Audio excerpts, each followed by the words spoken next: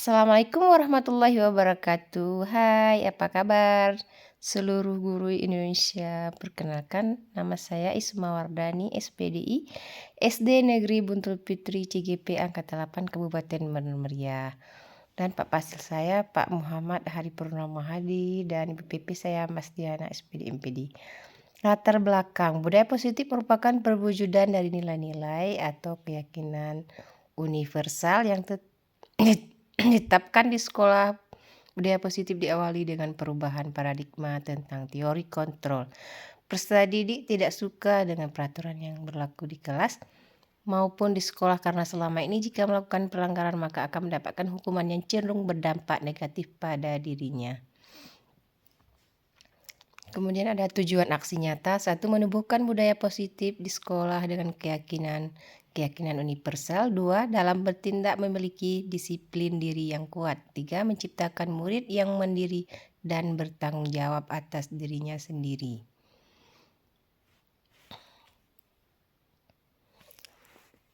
Kemudian ada tolak ukur. Terbentuknya keyakinan kelas melalui musyawarah dengan hasil kesepakatan bersama antara wali kelas dan peserta didik. 2. Keyakinan kelas yang sudah disepakati secara bersama-sama.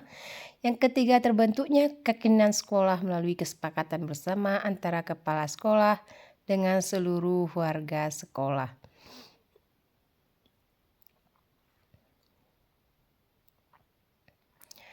Lini masa tindakan. 1. Menemui kepala sekolah dengan tujuan menjelaskan pentingnya menerapkan budaya positif di lingkungan sekolah dan meminta izin untuk mendiseminasikan bersama semua rekan guru SD Negeri Buntul Fitri.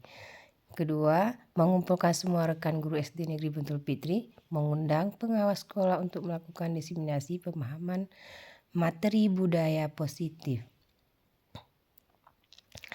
Yang ketiga, melakukan kolaborasi dan koordinasi dengan semua wali kelas dari kelas 1 sampai kelas 6 untuk membuat keyakinan kelas yang tertulis di kelas masing-masing.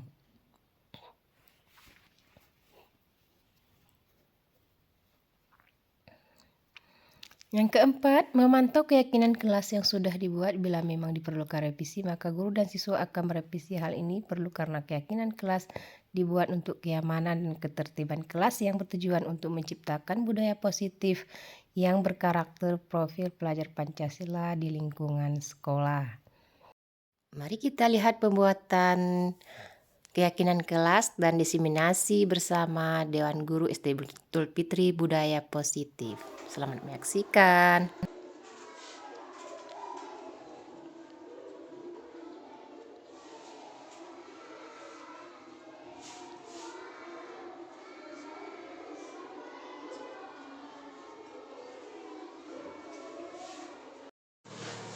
Udah siap, Nak? Eka udah siap tuliskan, Nak? Belum, kita tunggu kawan satu lagi. Yang sudah siap angkat ke atas dan tulis dulu. Ya, bagus. Udah.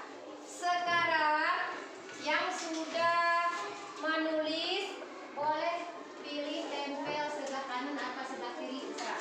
Silakan mulai yang tempel sebelah sana dulu. Biar bisa antri, Nakku. Sabar mengantri ya.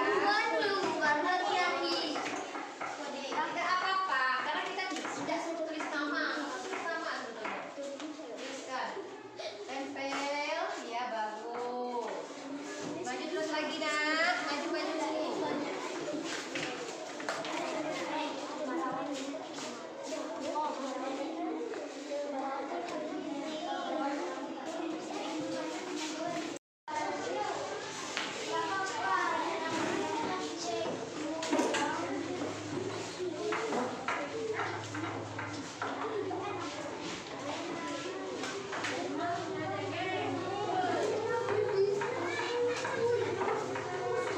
Assalamualaikum warahmatullahi wabarakatuh. Waalaikumsalam warahmatullahi wabarakatuh.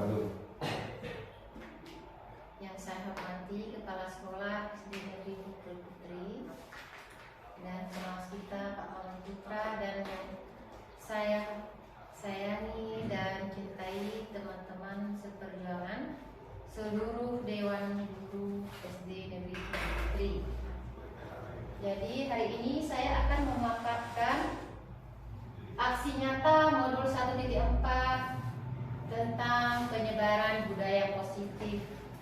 Jadi Bapak Ibu, mungkin kita sering melihat itu Bapak Ibu pendamping saya datang kemari itu adalah Ibu Mas Diana SPD. Lalu Bapak mungkin yang belum datang bertemu adalah Pak Fasil, Pak Muhammad Hariful Romangan. Baik, kita langsung masuk Pak ke budaya positif. Budaya positif adalah perwujudan dari nilai-nilai atau keyakinan yang universal. Maksud keyakinan yang universal itu keyakinan yang sudah diakui secara umum. Bukan sekolah kita saja, tetapi secara umum. Kemudian bagaimana kita mengembangkan budaya positif di sekolah kita? Tentunya ada pada diri kita seorang guru. Jadi apa yang kita harapkan kepada anak didik kita dalam pengembangan budaya positif? Lanjut Pak. Slide Pak. Yang pertama, perubahan paradigma stimulus respon. Yang kedua, konsep disiplin positif. Dan yang ketiga, ada keyakinan kelas. Yang keempat, ada kebutuhan dasar manusia. Dan yang kelima, posisi kontrol guru. Dan yang keenam, yang segitiga restitusi yang harus kita kembangkan di sekolah kita. Baik Bapak Ibu, kita langsung masuk ke budaya positif yang kita harapkan di sekolah kita yang bagaimana. Apa yang tujuan dari kita menjalani budaya positif tersebut. Lanjut Pak,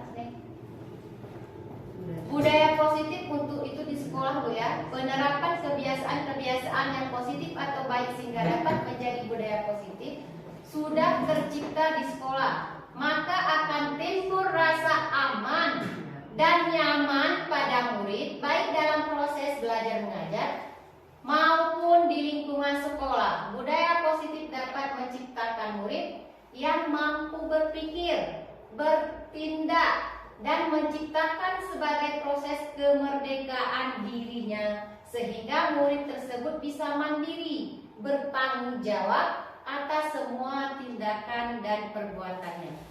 Ini yang kita harapkan yang bisa terwujudnya di SD Negeri Buntul Ketri. Dan nak, setelah kita tulis kemarin dan nempel semua nak? Sudah. Setelah ditempel kemari, kita akan membacakan sama-sama. Kemudian kita akan merumuskannya dan menjabarkannya menjadi kalimat yang positif.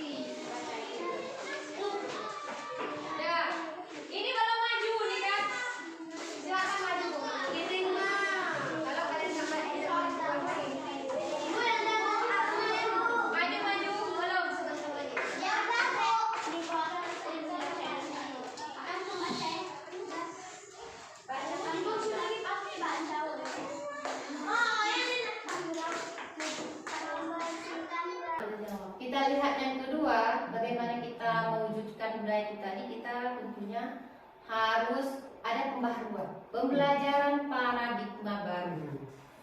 Pembelajaran paradigma baru merupakan pembelajaran yang dirancang sesuai prinsip pembelajaran berdiferensiasi sehingga peserta didik belajar sesuai kebutuhannya berdasarkan tahap perkembangan sesuai teori psikologi modern, sesuai dengan mewujudkan pelajar profil Pancasila. Jadi Ibu Bapak, kedepannya kita sebagai guru diharapkan bisa mengajar dengan menggunakan teknik berdiferensiasi. Kemudian di sini ada dua perilaku manusia. Yang pertama, motivasi intrinsik untuk menghindari ketidaknyamanan atau hukuman, untuk mendapatkan imbalan dari orang lain. Itu dari intrinsik kita. Motivasi intrinsik dari luar untuk menjadikan orang yang diinginkan dan dihargai diri sendiri dengan nilai-nilai yang mereka percaya. Sudah Ibu Bapak, sekarang ada 5 kebutuhan dasar. Untuk 5 kebutuhan dasar ini, itu yang pertama adalah bertahan hidup. Itu termasuk kepada makanan, pakaian, tempat tinggal, keamanan dan kesehatan. Itu sebagai kebutuhan dasar. Dan yang kedua ada penguasaan, harga diri, keinginan untuk dianggap, bermimpi, berprestasi, diakui, didengar. Kemudian ada kasih sayang dan rasa diterima. Rasa diterima, diperdulikan, berbagi, kerjasama, menjadi bagian dalam kelompok.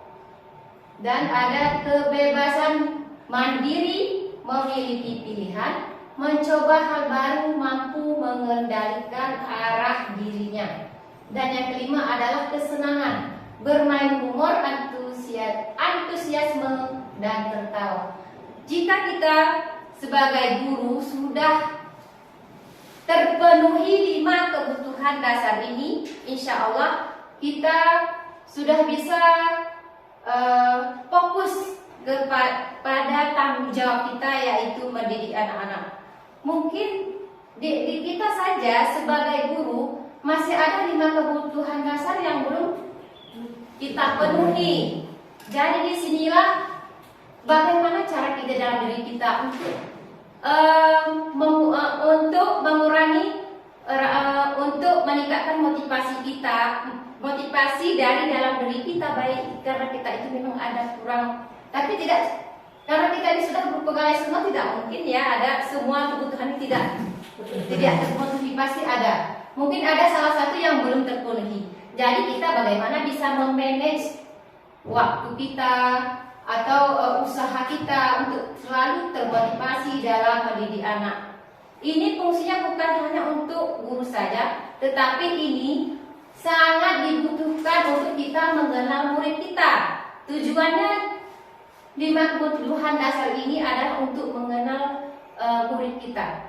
Jadi kita nanti bisa saat kita memetakan, kita sudah tahu anak-anak yang tidak bisa memenuhi kebutuhan dasar yang mana yang dia tidak ada. Yang paling banyak biasa Bu yang kita jumpa di sekolah kita, yang mana Bu? Apakah kebebasan, kasih sayang? Yang mana ya? Yang sering Kebebasan dan kasih sayang. kebebasan dan kasih sayang. Iya, untuk anak-anak yang kekurangan kebebasan, kekurangan kasih sayang di rumahnya, bagaimana tingkah lakunya di sekolah. Makanya kita perlu mengetahui dulu dari mana anak-anak itu, kita petakan dulu dia kebutuhannya itu sudah terpenuhi apa belum. Jangan langsung kita Mendekat. jangan langsung kita ambil kesimpulan di saat itu juga. Sedangkan kita belum tahu bagaimana kejadian yang sebenarnya ataupun sesuatu yang dialami anak-anak kita. Baik Pak, next.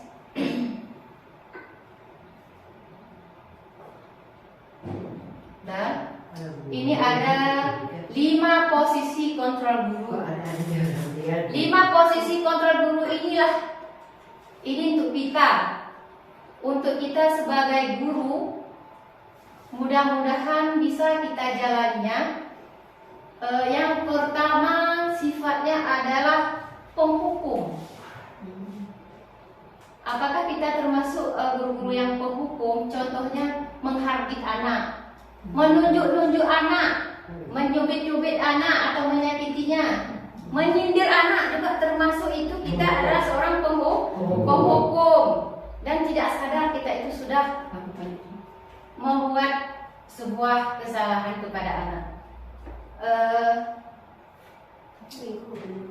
Sering kita mengatakan, kalau kamu tidak melakukannya, saya akan saya akan ini, saya akan itu. Yang kedua, membuat orang merasa bersalah. Kita seorang guru selalu berceramah, menunjukkan kekecewaan kita yang mendalam. Kadang-kadang kita lupa, emosi tumbuh dalam diri kita. Dari kata-kata yang 5 kata kita ucapkan, kadang-kadang kita tidak bisa mengkontrol diri sehingga kita mengucapkannya beribu-ribu atau berjuta-juta kata yang tidak penting kita ucapkan. Jadi kita sebagai guru harus berhati-hati agar anak tidak merasa bersalah. Kalau misalnya kita cuma bilang, kamu lah begini, dia cerita, gara-gara kamu gini saya dimarahi kepala sekolah, gara-gara kamu gini saya jadi nggak enak hati ke sekolah gini gitu. Jadi anak-anak itu rupanya dalam hatinya memang di depan kita dia diam, sampai pulang ke rumah masuk ke pikirannya, aku merasa bersalah, bersalah kali gara-gara aku ibu gini. Itu sangat berbahaya bagi murid kita. Kemudian sebagai teman, membuat alasan-alasan untuk muridnya. Ini maksudnya kenapa kita tidak boleh menganggap murid itu teman? Karena kalau kita membuat dia sebagai teman, dia hanya patuh kepada kita saja.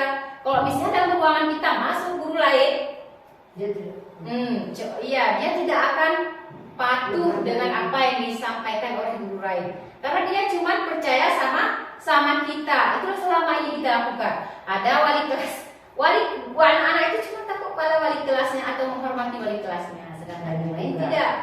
Itu gara-gara mungkin kita membuat mereka itu seperti teman. Jadi membahasnya seperti itu. Jadi apa yang bisa kita lakukan sebagai manajer? Mengajukan pertanyaan-pertanyaan. Maksudnya begini, kalau manajer itu kita bawa anak siapa anak-anak yang bermasalah itu tadi. Kita bawa ke suatu tempat di ruang bimbingan. Kemudian kita bisa menanyakan kepada dia dengan pertanyaan jangan memojok dia. Pertanyaan yang inspiratif dia, biar dia bisa menceritakan segala kejadiannya. Jangan di awal-awal langsung kita kamu yang salah. Karena dalam manajer ini kita tidak mencari solusi siapa benar siapa salah, tetapi cara menyelesaikan masalah. Kemudian apa yang bisa dikatakan, misalnya apa yang kita yakini, apa yang meyakinkan hal tersebut. Kalau kamu memperbaikinya, jadi kira-kira hal tersebut yang menggambarkan tentang diri kamu. Jadi pertanyaan yang positif kita berikan kepada dia. Jangan kita langsung menyalahkan dia. Nanti biar dia ceritakan pelan-pelan. Kemudian nanti timbul dari dia sendiri.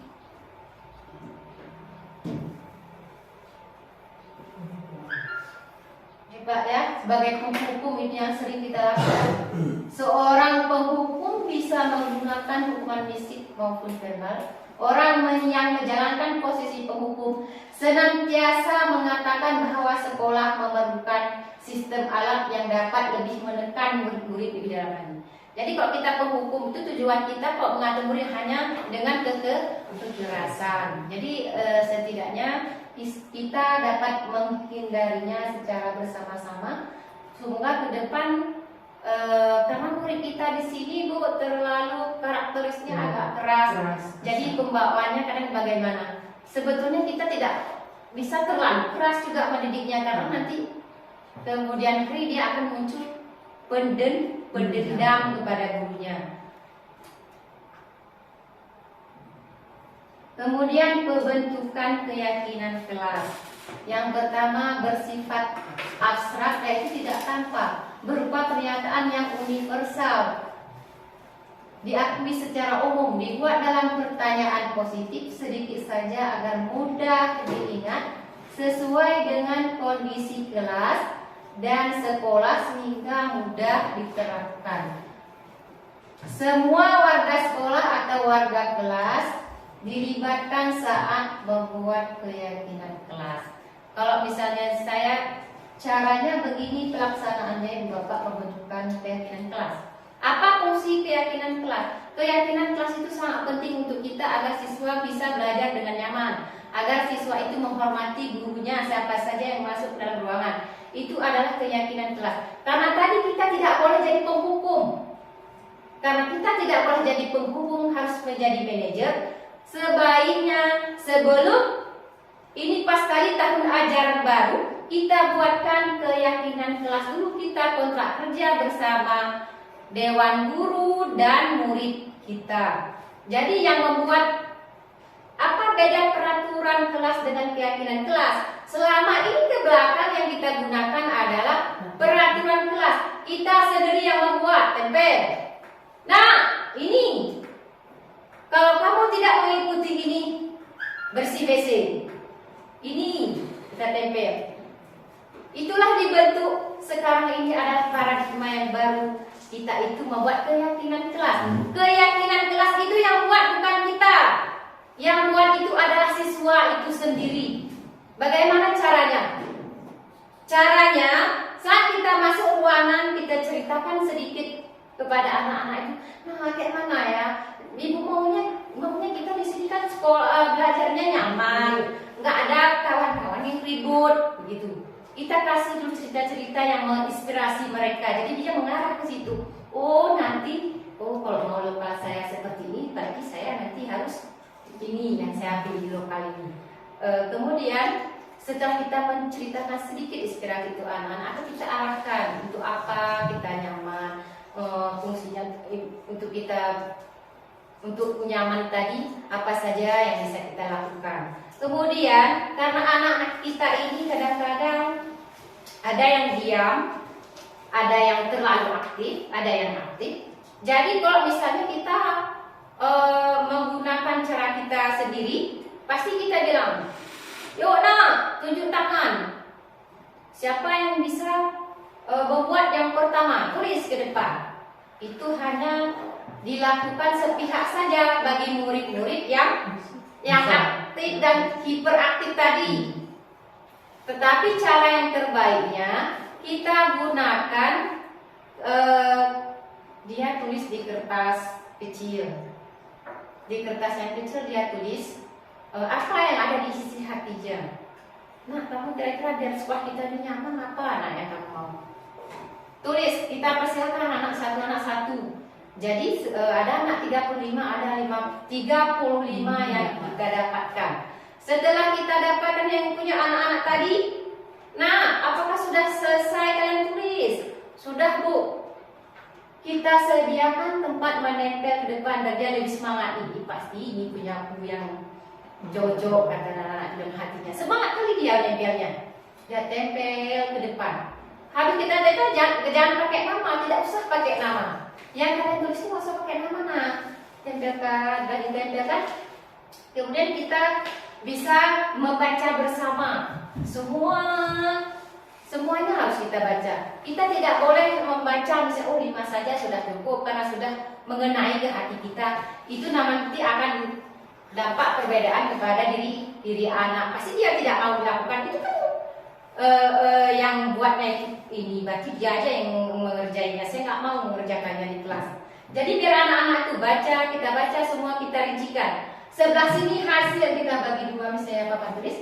Sebelah kiri kita tulis hasil dari anak-anak itu ada 32, kita tulis semua. Kemudian kita buat ke dalam kalimat positif. Itu tugas guru, tugas kita membuatnya. Contohnya kadang-kadang anak dia membuatnya, saya tidak mau ada teman yang suka mukul. Saya tidak suka lokal kotor. Karena anak kan menulisnya apa yang dia itu kata-katanya kan belum bisa dia susun. Masih kayak kata-kata negatif yang dia buat. Jadi kita bisa menyusunnya ke kata-kata positif. Kalau misalnya saling menggunjing anak-anak buat, saling ngejek-mengejek, kita bisa membuatnya saling menghormati. Jadi kita sebagai guru tugasnya cuma membuat kalimat negatif yang dituliskan anak tadi menjadi kalimat positif. Saya tidak suka sekolah jorok. Ya anak pasti dia apa yang dia ingat itu aja dia tulis. Kita membuat tuh melaksanakan piket ke kelas. Baik itu dalam kita buat ini tidak boleh terlambat 15 menit sebelum belajar dimulai. Itu nanti akan dapat banyak kali ide-ide dari 32 siswa yang kita menjabarkannya. Jadi kita bisa pilih-pilih poin-poinnya setelah kita jabarkan yang positifnya. Kemudian hukumannya itu atau konsep kita tidak boleh menggunakan kata-kata hukuman. Jadi kita berikan adalah konsekuensi.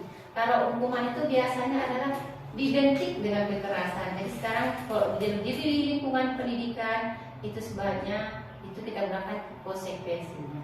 Konsekuensinya adalah mereka yang menentukan. Kita juga tinggal menjabarkan. Sudah Pak.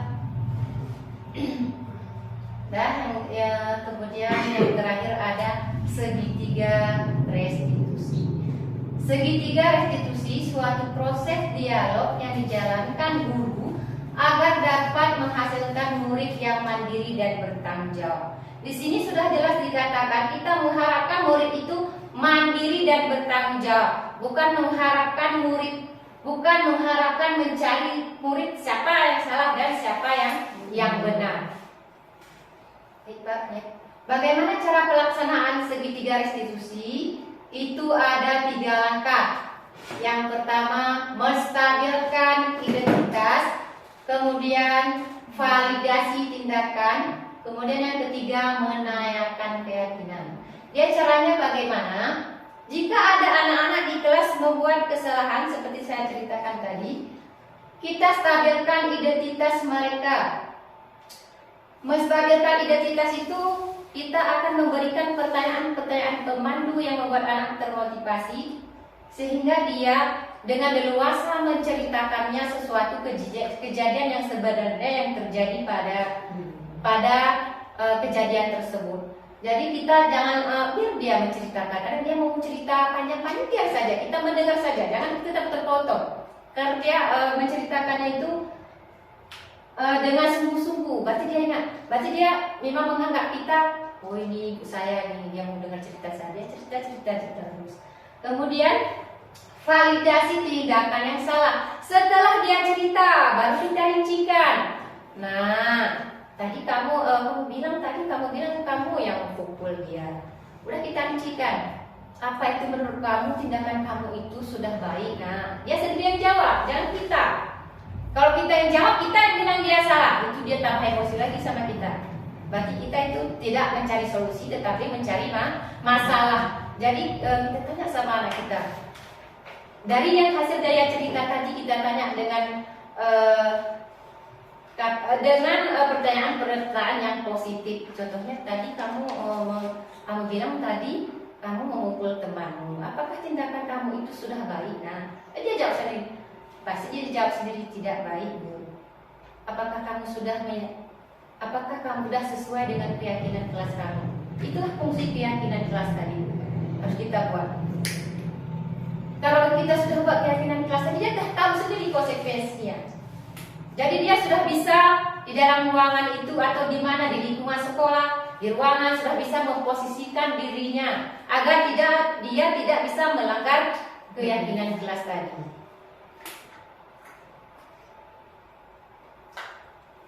Menstabilkan identitas yang pertama berdasarkan prinsip pembuat kesalahan adalah bagian dari proses pembelajaran.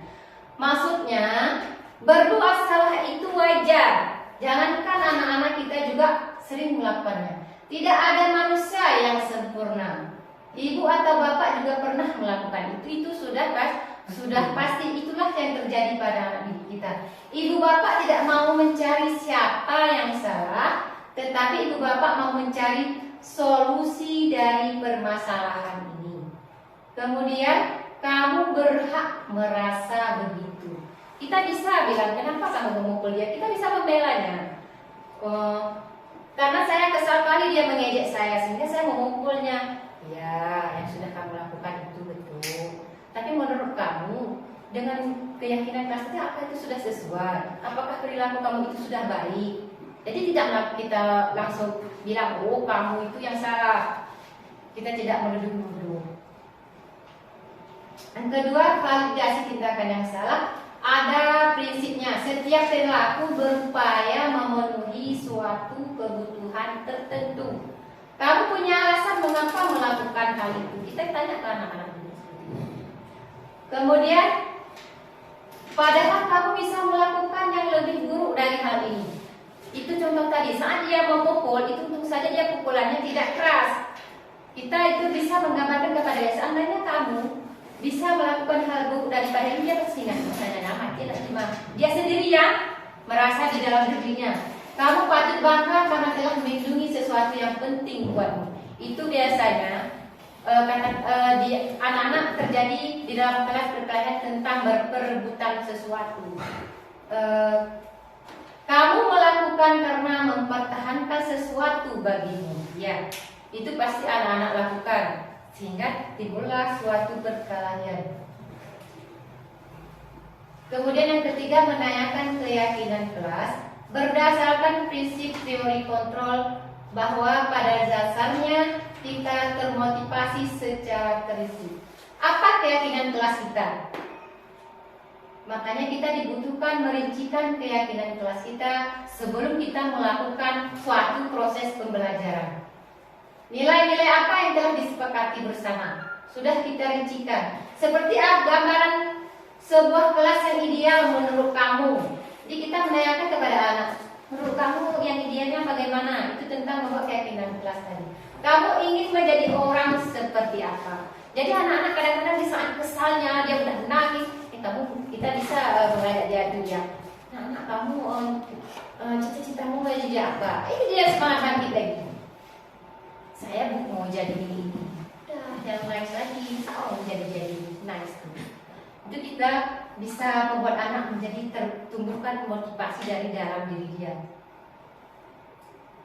Kemudian yang terakhir adalah penutup. Dalam penerapan program disiplin positif, hendaknya guru memiliki standar kepribadian profesional dan sosial yang baik, di mana guru mampu merefleksi dirinya dalam posisi kontrol saat ini. Bagaimana perjalanan dirinya sebagai among atau manajer yang menuntun murid-murid menjadi insan yang mandiri, merdeka, dan bertanggung jawab. Ini adalah yang menurut standar pendidikan nasional kurikulum merdeka yang diharapkan kepada kita agar bisa mewujudkannya atau mengimbaskannya dan atau mengimplementasikannya pada murid-murid kita. Jadi Ibu Bapak sekian dulu. Mungkin sekarang kita akan berdiskusi. Di mana kita mau berdiskusi? Di materi apa yang Ibu bilang, oh ini bisa kita terapkan di sekolah kita. Oh ini nggak bisa kita terapkan di sekolah kita karena sekolah kita itu lingkungannya berbeda. Kita tidak di perkotaan. Sudah Ibu Bapak.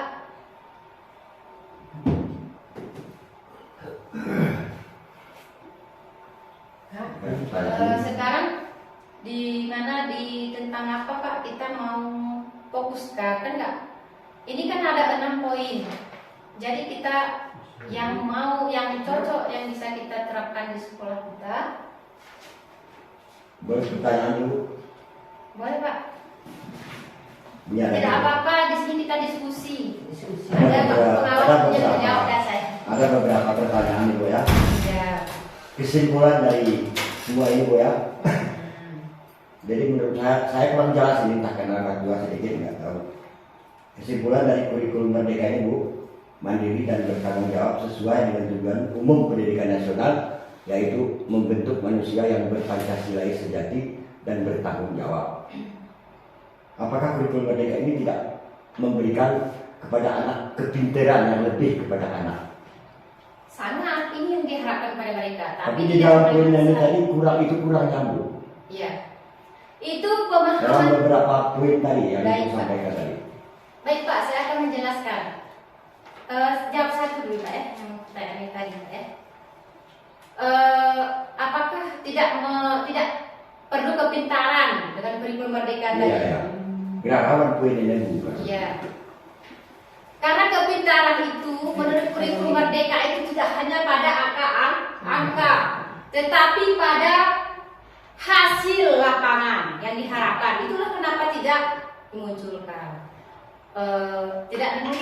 Karena orang menganggap sekarang kepintaran itu hanya pada nilai-nilai, tidak mengkaji pada hasil-hasil. Sedangkan orang mengkaji dari prosesnya sudah baguskah? Bagaimana prosesnya sehingga hasilnya bagus? Itu dalam kurikulum merdeka ini. Itu Pak, bukan berarti tidak mengutamakan kepintaran. Cuma tidak ditampilkan dalam angka-angka bahwa siswa itu harus mencapai target 100, tidak. Tetapi dia diharapkan dalam diri dia itu dia mampu. Soalnya begini bukan di KKN kita kan ada dulu. Iya. Nilai KKN harus sekian. Maksud saya seperti itu. Ya baik Pak. Untuk masalah penilaian kurikulum merdeka Pak mungkin tadi belum Pak ya. Tapi kalau untuk nilai KKN-nya, itu tidak kita merujuk kepada karakteristik siswa kita Kita kan sendiri. mempunyai target tersendiri dan lokal itu setiap guru itu. Ada. Itu caranya Target saya sekian harus. Sedikit Pak saya tambahkan. Boleh Pak? Iya, iya Bu. Memang di dalam kurikulum merdeka ini kita tidak menampilkan lagi ilmu setingginya. Artinya kemampuan siswa itu matematika harus 10, IPA harus 8, tidak lagi. Kita hanya membimbing siswa itu berakhlak mulia, berkesosialan tinggi, berkemanusiaan, rasa gotong royongnya. Cuma di samping itu kita kan harus guru memikir, Pak. Betul Pak? Iya. Anak ini maksudnya tamat SD dia harus bisa sekurang-kurangnya bisa dia kali-kali, bisa dia mengetahui profesi. Berarti kita guru itu harus punya ide. Iya, itu makanya Harus kita punya ide, Iya, harus iya. punya skill. Nah, satu lagi saya tekankan, ini mungkin merasa tersinggung. Saya minta maaf ya Pak ya. Untuk menimbulkan budaya positif itu kita harus ada toleransi. Artinya jangan lokal sendiri kita pikirkan. Kita kan manusia, ada kesilapan, ada kelalaian, ada Iya, Pak Gatot. Jangan kita loh kita Dia begini, Pak, sarannya. kita minta loh kalau yang lain, kita bimbing ini yang lain, supaya murid itu tidak merasa ibu guru kelas 1 loh. Kelas 6 pun begitu juga kelas 6 ya kan? No ibu ini, pulang tidak. Karena kita merasa perasaan kita, no kelas 6 itu kualitasnya bagus. Selain itu enggak, jangan berkisi seperti itu. Semua kita dapat sama. Kaki dia misalnya aku kasar, aku wajar kasar. Satu orang harus kasar kan Pak? Karena lingkungan kami ini berbeda dengan yang lain Pak. Kalau misalnya semua kita berdasarkan kurikulum merdeka pasti kami itu tinju deh. Nah, jangan ikut aku. Aku berguna dari Bapak nih, kasar, barang itu berguna. Yang penting sekolah itu sama. Sarami ini contoh ini nilai poin PKN. Ini Pak, sebentar nih. Jawaban yang satu dulu kita dulu. Satu lagi Bu ya. Di sekolah SD ini, SD umumnya SD di seluruh Indonesia ini umumnya di Aceh, benar dia Tengah. Kurangnya pelajaran agama di SD, Ya, Pak. sehingga anak-anak tamat SD jarang masuk sekolah umum SMP. Kebanyakan ke yayasan pesantren karena mengingat agamanya kurang di SD. Ini contoh. Enggak semua juga Pak. Pas baik. Beli mau kita sedia Pak. Ini Pak kan, jadi untuk kurikulum kita pemerintah itu sudah membahas dan mempertimbangkan bahwasanya muatan-muatan di dalam pembelajaran itu bukan hanya tentang daripada sebatas pengetahuan. Ya, jadi di sini juga diselipkan bagaimana siswa tersebut memiliki karakter. Karakter ini sudah berdomisili ke bagaimana sikap-sikap dia. Bagaimana istilahnya sikap, kemudian perilaku, itu karakternya. Kemudian ditambah lagi yang pertama kita selalu menekankan bertakwa kepada Tuhan Yang Maha Esa. Itu yang inti pertamanya. Jadi walaupun pelajaran agamanya itu tidak termuat di dalam struktur kurikulum, tetapi walaupun di dalam jamnya cuma 4 jam 1 minggu, ini akan ditambah di kegiatan keagamaan lainnya seperti hari Jumat, salat duha, yasinan. Jadi tinggal kita lagi selaku pendidik di sekolah ini ke arah mana yang kita beratkan. Karena kita secara global itu kan belum muslim nih. Bagaimana dengan yang di Medan, bagaimana dengan yang di Papua. Makanya pemerintah menyarankan sesuaikan dengan karakteristik lingkungan kita. Jadi kita kan di Aceh, apa salahnya dengan tanpa mengurangi jam yang nasional, ini kita ambil atau kita tambah lagi yang ke bidang agamanya. Jadi seperti itu Pak. Jadi kita mutlak harus karena izin tertera, dulu itu buatan kembalikan ke sekolah lagi. Mulai tambahi jam agama kah, mulai membuat hafalan kah.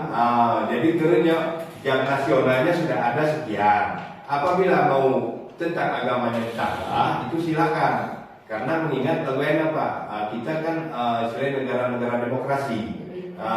Jadi kebinekaan. Jadi di dalam satu negara itu agama Islam bernwarna, tetapi yang kita di Aceh, karena mengingat lagu Bapak Sine, anak di tamat SD ngemeh pindah ke pesantren itu betul. Berarti ini yang pertama tantangan di SMP, karena nilai-nilai agama ini masih kurang penanamannya. Bagaimana kita lihat sekarang ini tingkat akhlak daripada anak-anak SMP itu betul. Jadi kalau seharusnya di SD sudah kita bekali, sudah kita bina tentang sikapnya, lalu di SMP mereka juga mengamalkan seperti itu. Jadi ngoprek dia ditosah benang kanak nih, tidak kita ulur mereka dengan tidak memperhatikan, kan gitu. Jadi mereka pasti tinggalnya akan kembali lagi ke habitatnya, ulah lagi sebelumnya, mereka. Jadi harapan kami Pak mengenai jamnya tadi, untuk mutu itu proses daripada yang diutamakan. Ibarat kata kita melenos mesamjing, bukan hasil masakan mesamjingnya yang dinilai, tetapi prosesnya bagaimana dia lalui tahapannya, mampu dia ceritakan. Itulah pengetahuannya Pak.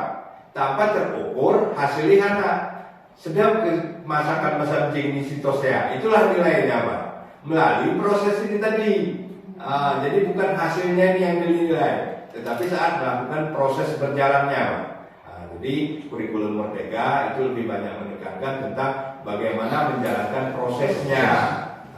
Hasilnya ini karena melihat anak-anak kita kan berdes nih, tidak semuanya pinter dan tidak semuanya bodoh juga, maka di prosesnya inilah kita ambil penilaiannya, asesmennya, ya, supaya pada saat mengeluarkan nilai akhir kita tidak terlalu membedakan mana anak yang pintar dan mana anak yang bodoh.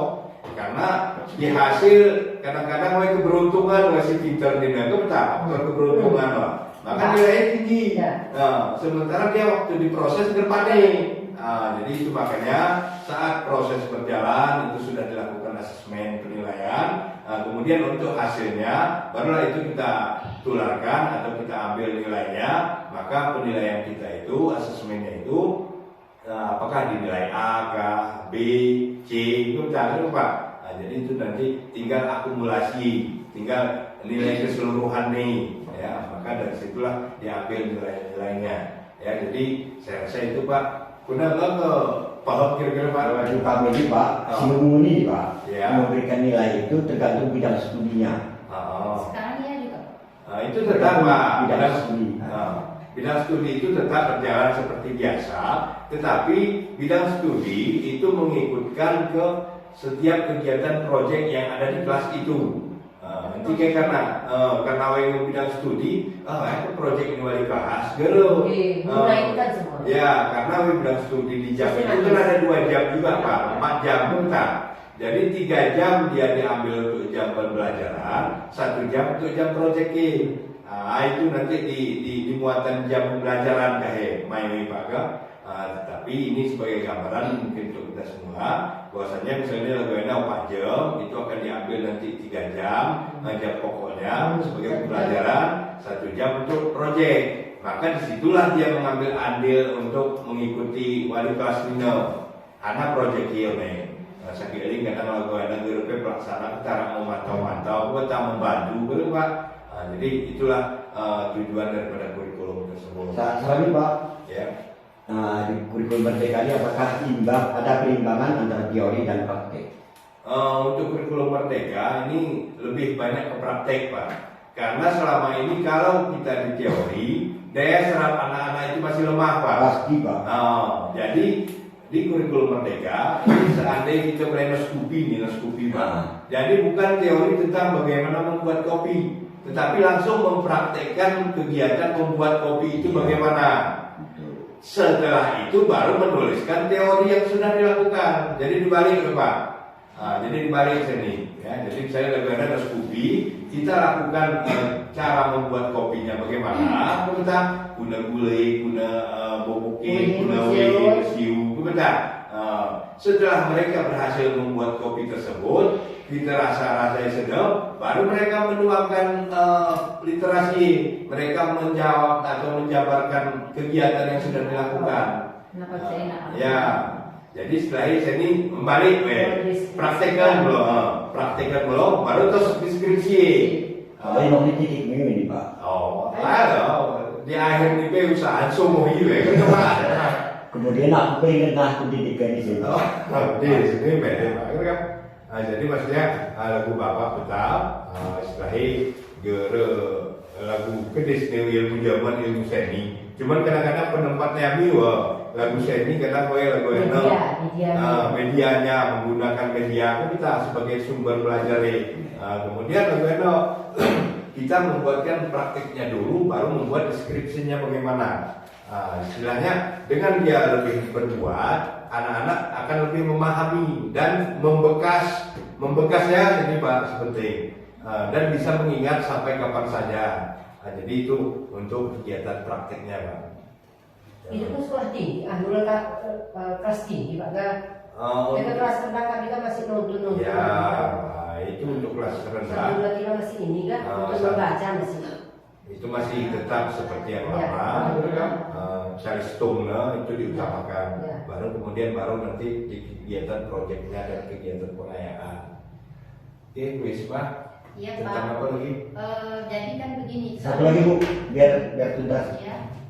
Di sini tadi Bu, di 5 posisi kontrol guru sama segitiga restitusi itu dulu Bu ya pernah dipelajari di dalam psikologi atau SPD Pak, bukan pelajaran psikologi. Cuma penanggulangan anak yang kelewatan nakal Bu. Apakah kita melalui pendekatan, memberikan motivasi? Kalau saya Musik pasti aku itu saya Hukumannya ya, aku memang sangat identik dengan kekerasan orang. baik Pak. Kalau yang seperti itu kita lakukan, kita itu bukan guru. Seandainya kita dalam otak kita sudah berpikir jika ada kesalahan itu pasti ada hukuman. Jadi itu kan kita sebagai kode etik guru kita yang pertama sudah melanggar.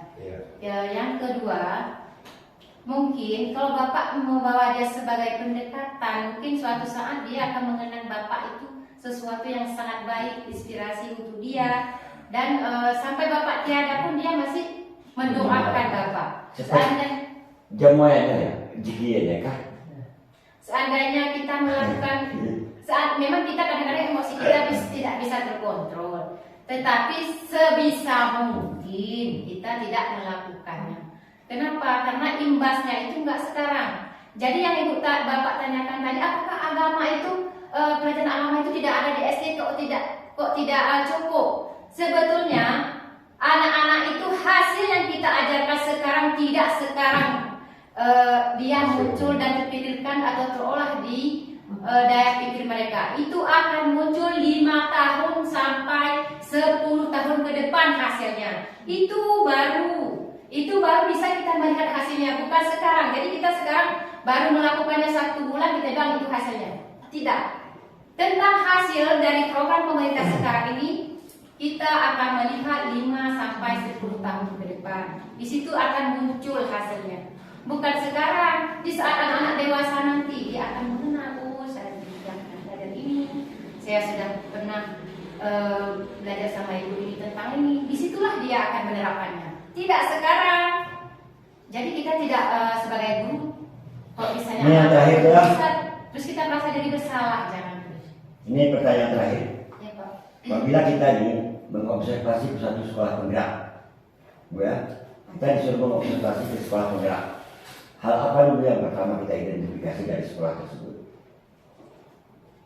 Itu tergantung pada tujuan Bapak. Bapak tujuannya mengidentifikasi sekolah penggerak itu apa tujuan Bapak? Oh, saya di situ mau mengidentifikasi bagaimana media-media ajar mereka yang mereka gunakan. Oh, apa saja manajemen pengelolaan yang mereka lakukan. Itu tergantung pada tujuan. Kita rumuskan dulu. Kita buat dulu struktur badan ini tujuan. Saya mengidentifikasi. Jadi kita terfokus. Jadi tidak mungkin kita mengidentifikasi itu banyak masalah. Biasanya satu masalah aja yang kita identifikasi dalam satu skripsi itu bisa mencapai berapa halaman. Sebagai pelaporannya itu baru cukup untuk kita. Baru kita bisa membuktikan, oh sekolah ini bagus, oh sekolah ini tidak sembarangan. Kita hanya melihat 1 hari 2 hari saja mengidentifikasi sekolah tersebut. Tentang tujuan kita itu untuk apa gitu Pak. Tuntutan kita bukan mau membandingkan sekolah kita dengan sekolah penggerak, itu kan bukan. Kita hanya bisa mencontoh barangkali. Iya, berarti media tadi, kalau saya mau mengidentifikasi media yang digunakan, sehingga saya bisa membawanya ke sekolah saya. Bisa, mungkin Bu sekali-sekali, kadang Bapak ini mau ke sekolah penggerak, kalau di sini bisa Bapak aja. Kalau kami udah sering pergi, mungkin Bapak ini nggak pernah melakukan. Kalau masalah itu media ya kan, ini masalah kerja dengan media Pak. Memang untuk memudahkan pelajaran kita kan harus memakai media. Media itu sesuaikan dengan modul, jangan asal dibuat media. Karena kan media itu kita taruh untuk jadi pelajaran Pak. Jangan asal buat media. Media itu sesuaikan dengan materi. Kalau misalnya materinya matematik, media matematiknya kita berikan. Karena media itu kan mengeluarkan dana. Jadi kan media itu sesuai dengan modul-modul yang kita berikan. Jangan misalkan modul ini bawa ini medianya, jangan. Sekarang untuk media pembelajaran guru dan anak itu sudah canggih. Kita sudah bisa menggunakan media online dan enggak perlu. Oh ini saya perlu bawa ini, tidak perlu. Kita bisa menampilkannya secara langsung kepada anak Dengan cara seperti itu tadi nggak perlu dengan biaya mahal. Kalau merancang yang sederhana, kita rancang yang sederhana saja. Itu tidak memberatkan sekolah, itu enggak. Bukan dari sekolah itu harus mengeluarkan biaya yang banyak agar bisa kurikulum merdeka itu bisa berjalan, tidak. Itu tergantung ide-ide pada diri itu. Dia dalam merancang pembelajaran berdiferensiasi itu bagaimana. Setiap kebutuhan anak terpenuhi, jadi tidak mungkin anak-anak mendapat nilai rendah. Sedangkan kita satu persatu kita tahu apa kebutuhan dia, apa kekurangan dia. Jadi kita tidak risau dengan nilai dia. Kita sudah tahu dalam prosesnya itu apa, kita tahu. Takut pada hasil luarnya. Kita yang tahu dalam prosesnya. Kalau memang kita betul-betul menjalankannya, tidak mungkin ada anak-anak nanti yang nggak bisa baca, insya Allah. Mungkin perkembangan anak-anak itu juga berbeda. Tidak ada yang lamban, cepat, ada cepat sekali. Kalau ada anak-anak kita yang tidak membaca kelas 3 itu masih belum bisa berkembangnya. Nah, itu satu lagi Bu. Nah, yang pengelompokan tadi Bu bilang, apakah pengelompokan anak itu yang rendah satu baris kita buat terus begini, yang sedang, yang pintar sekali terus? Tidak Pak, itu tidak harus selalu seperti itu. Kadang keinginan kita sekali-sekali tentang materi yang kita buat, ide metode yang kita rancang, mungkin ada sekali-sekali kita gunakan. Tapi tidak selamanya kita gunakan ini. Sebaiknya Pak, kita campur karena mereka itu ada nanti belajar individual dan kelompok klasikal tadi, itu tujuannya. Kalau kita seperti itu tadi itu pasti individual, tidak klasikal. Kalau dulu itu kurikulum 84 namanya JBSA Bu ya, cara belajar siswa. Iya sama saja. Itu dulu Pak, kenapa di Pak ada sebuah atau 8 sekian Pak? Tapi kok nanti biasa. Harus klasikal. Apa dia ya Pak? Kurikulum merdeka ini mirip-mirip. Ya. Menurut penjelasan Ibu Ida, hampir kona-kona kok.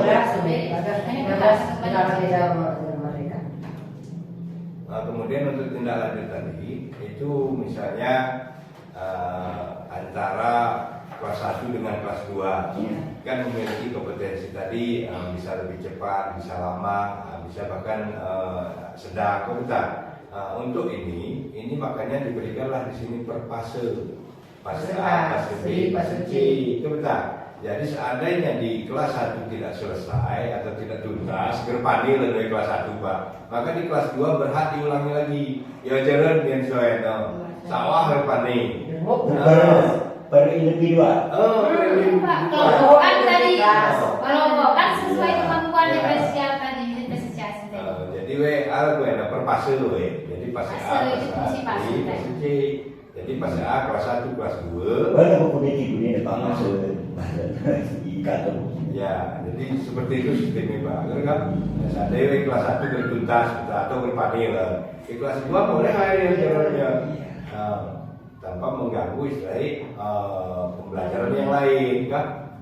Jadi terus lanjut Bu, apa lagi? Kemudian tempat praktek khusus kan?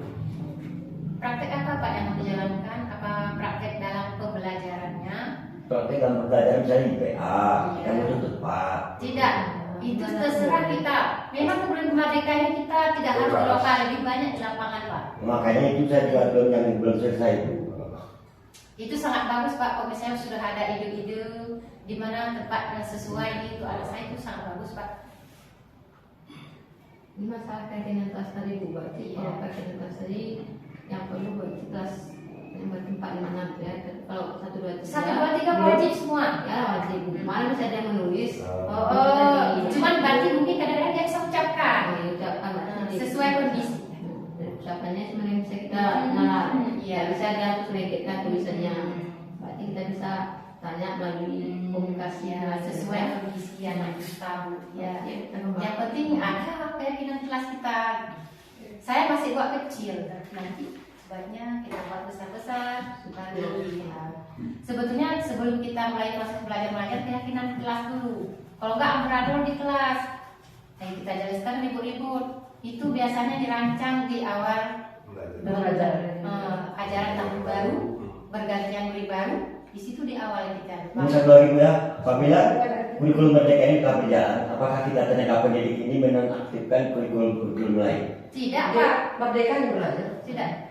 Kurikulum merdeka ini itu kan penunjang Jadi yang lain juga kita adopsi, mana yang baik-baik kita gunakan. Nah, ini kan Kalau pembaharuan. lokasi istilahnya Bu ya. Iya. Karena itu bebas dengan merdeka kan bebas. Karena stopnya saya mau. Iya. Kacau. Karena mau melalui CBS awal dari Palio ya. Atau cara-cara belajarnya itu cara membaca itu Pak. Apakah cara mengeja kita, cara mengejakah, cara baca langsung kah, atau kadang cara bermain kah, dengan dia mengumpulkan huruf kita, tir-tiran oleh Pak kan kau panik. Kau tidak boleh. Itulah kebebasan dari mereka Pak. Bebas. Bebas. Itu kurikulum merdeka bebas Pak. Berekspresi Bapak mau mengajar seperti ini, mau mengajar seperti itu tidak masalah. Yang penting tujuan Bapak itu tercapai pada anak-anak didiknya Pak. Berarti siswa berapa? Jadi Bapak, Ibu dari Ibu mungkin ada satu. Di waktu itu udah lupa ini Bapak. Sudah kalau sudah kita tutup Bu. Ya. Mas. Kalau sudah terima kasih kepada Pak Guru kita, kepala sekolah dan teman-teman yang sudah mendukung kegiatan kita terlaksana dengan baik. Saya terima kasih sekali. Mungkin mudah-mudahan bermanfaat untuk sekolah kita karena tujuan saya adalah bagaimana mengembangkan yang terbaik di sekolah sendiri dulu. Baru kita kembangkan di tempat yang lain. Bagaimana SD Guntur Tegri ini kita duluan melaksanakannya baru yang lain. Jadi Bapak Ibu terima kasih dukungannya. Saya ucapkan assalamualaikum warahmatullahi wabarakatuh. Waalaikumsalam. Masih banyak lagi yang belum kita tahu saya. Bukan belajar ini kan masuk coba. Assalamualaikum warahmatullahi wabarakatuh. Waalaikumsalam. Alhamdulillah sudah kita dengarkan paparan dari Ibu Isma untuk kita dari kita untuk kita ke sekolah dan untuk kita dari kita. Jadi dari sini ke depannya yang bisa kita ubah, yang bisa kita tingkatkan kita tingkatkan. Yang butuh biaya itu ya supaya sekolah kita ini berubah. Terutama sekali diri kita dulu kita ubah. Jangan mencari kelemahan kawan kita. Sekolah ini kita punya tuh Pak. Mulai dari kelas 1 sampai kelas 6 kita punya. Kadang kita ini kan manusia ada punya kesilapan, ada punya halangan tuh Pak. Halangan ini tetangga tapi halangan itu. Jadi kita saling tahu. Kadang ada tugas mandiri di kantor, misalnya mengejar prestasi. Sekolah bagi waktunya dengan anak murid tuh Pak. Jangan terus monoton di tugas sendiri. Karena ini kan berbeda. Orang ini guru jauh gurunya dia udah terjadi keluar ke sana, jadi jangan seperti itu lagi berulang karena kita daerah rawan kasar orang. Jadi kita saling menjaga. Mana begitu gitu. Itu tidak berlalu kita berlakukan itu Pak. Hanya itu karena kita waktunya pun sudah 12:30. Jadi kita tutup kegiatan kita pada hari ini. Kita tutup, saya akhiri wabillahi taufiq wal hidayah. Wassalamualaikum warahmatullahi wabarakatuh. Waalaikumsalam.